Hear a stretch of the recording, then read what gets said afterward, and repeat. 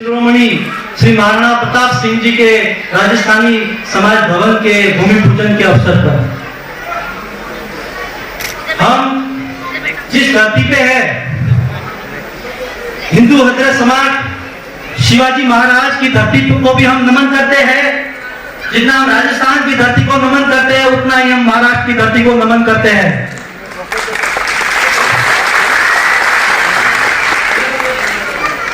अगर हमने जन्म राजस्थान में लिया है तो हम कर्म यहां कर रहे हैं, और जहां कर्म होते हैं वही आदमी का स्वर्ग और नरक तय होता है, यह मेरा मानना है।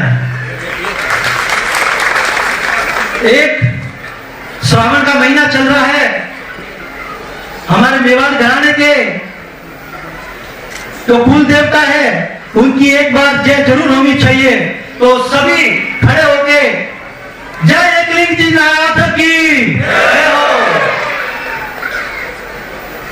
एक और नारा जो बच्चे बच्चे की जुबान पे रहता है हिंदुस्तान में, तो मुझे लगता है यहाँ पे बैठे सभी भाइयों को, माताओं बहनों को सबको पता रहेगा। एक छोटा सा मैं जय शिवा सरदार की। वास्तव में हिंदुस्तान के अंदर अगर दो शेर है तो महाराष्ट्र और राजस्थान के। आगे की मैं छोटी सी एक मेवाड़ राजघराने के बारे में कुछ दो शब्द कहना चाहता हूं।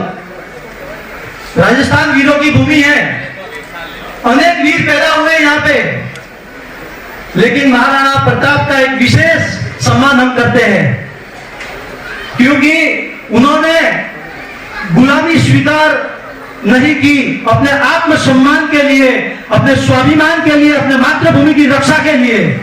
और आज हम जो स्वाभिमान के साथ जी रहे हैं वो शायद उनकी ही देन है। तो एक बार और मैं नमन करता हूं उनके वंशज श्रीमान लक्ष्यराज सिंह जी को। राणा सांगा कौन नाम नहीं जानता है। 80 घाव शरीर थे उनके, फिर भी अंतिम समय तक उनका धड़ लड़ता रहा। यह है उस परिवार की गाथाएं। 1000 साल तक, लगभग शायद मेरे नॉलेज में है, 1000 साल तक इस परिवार ने मुगलों से युद्ध लड़ा। युद्ध का मतलब यह नहीं है कि मारना काटना, युद्ध का मतलब है अपने स्वाभिमान की रक्षा करना, अपने मातृभूमि की रक्षा करना।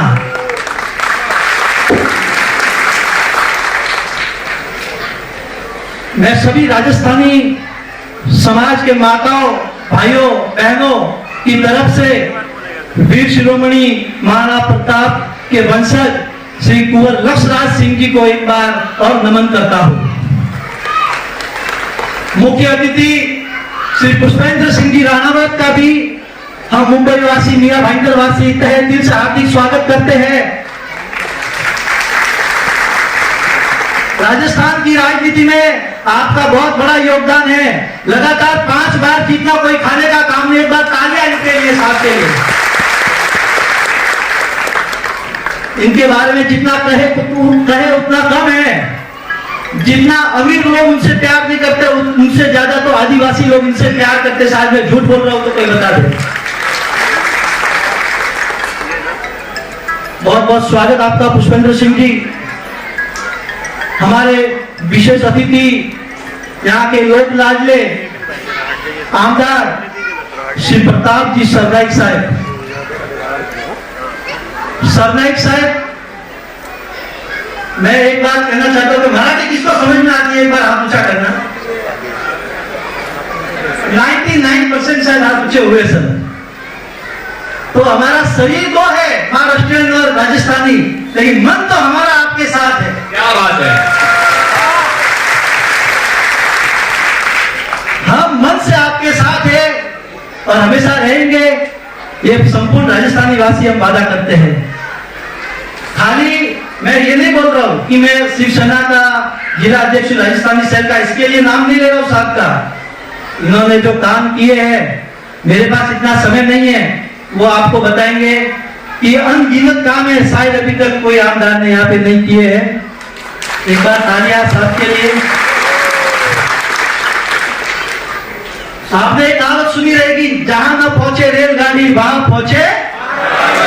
हाँ, तो ये कहावत महाराष्ट्र का ऐसा कोई कस्बा गांव नहीं रहेगा जहां पर मारवाड़ी की कोई दुकान छोटी से छोटी उस गांव में नहीं रहेगी। बात सही है कि नहीं भाइयों?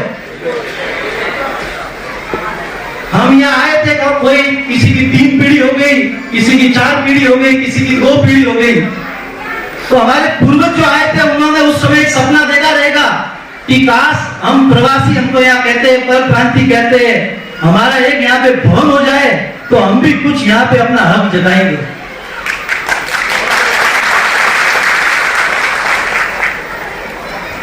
हमारी कई पीढ़ियां उस भवन के इंतजार में बैठी रही। या मुंबई मीरा भाईंदर की बात नहीं है, मैं चाहता हूं पूरे महाराष्ट्र के इतिहास में सर्वप्रथम पहली बार अगर राजस्थानी भवन बन रहा है तो वह है मीरा भाईंदर की धरती में। तालियां हो। और उस भवन को पास करवाने में और फंड लाने में पूरा का पूरा से 100% हमारे प्रिय विधायक सरनाईक साहब को जाता है। बोलने को बहुत है लेकिन समय की कमी है, इसलिए मैं थोड़ा और कुछ संक्षिप्त में मैं बात करना चाहूंगा। हमारे मारवाड़ी भाई यहाँ कई सालों से रहते हैं। एक महाराष्ट्रीय लॉबी से एमएलए साहब प्रताप जी सरनाईक साहब यहाँ आते हैं। इनके हर वर्ष आर्ट फेस्टिवल और ये नवरात्रि में एक प्रोग्राम होता है 9 दिन का, लॉबी में आते हैं। फिर भी हर वर्ष लाखों रुपया खर्च करके, मैं झूठ बोल रहा हूं, यहाँ दवा बैठे रहेंगे, हर वर्ष लाखों रुपया खर्च करके एक हमारे मारवाड़ी भाइयों के लिए हर वर्ष एक प्रोग्राम रखते हैं। जो प्रोग्राम होता है वही हमारा मान सम्मान है, क्योंकि इनके मन में हम बसे हुए हैं, इसीलिए वो प्रोग्राम होते हैं। राजस्थानी 4 दिन का आर्ट फेस्टिवल होता है, 4 दिन में राजस्थानी भाइयों को जगह मिलती है। इसका मतलब है कि हम उनके दिल में बसे हैं, इसलिए वो प्रोग्राम होता है।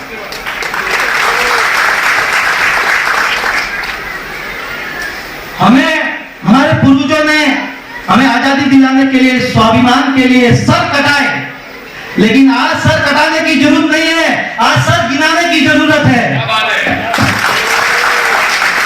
हमारे आन बान शान के लिए, राजस्थानी समाज के भाइयों के लिए, या हमारे किसी जो व्यक्ति हमारा भला चाहता है, अगर उस व्यक्ति के लिए हमें आधी रात को खड़ा होना है तो इसी तरह हमें आगे भी एक होके कहीं पर भी इकट्ठा होना पड़ेगा।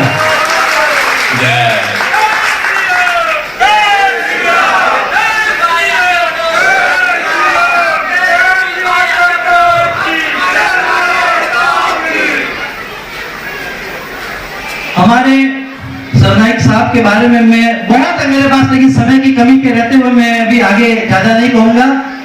उनके बाजू में बैठे हमारे जिला प्रमुख राजू जी भोईर, एकदम शांत स्वभाव, शायद उनसे एक बार जो मिल ले, दोबारा मिलने की वो खुद कोशिश करेगा, ये मैं बोलता हूं।